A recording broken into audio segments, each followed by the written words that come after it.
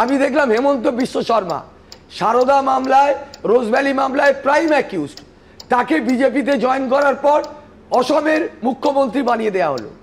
শুভেন্দু অধিকারীর ছবি বিজেপির ওয়েবসাইটের পার্টি অফিস থেকে দেখানো হয়েছিল যে হাতে করে শুভেন্দু অধিকারী টাকা নিয়েছে।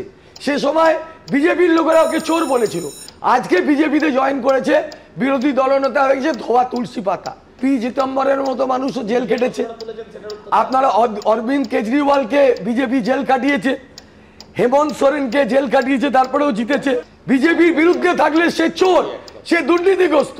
আর এই দ্বিচারিতা যখন ওদের দলে যাবে, সে হয়ে যাবে ধোয়া তুলসী পাতা। এটা এক্সপোজ হয়ে গেছে।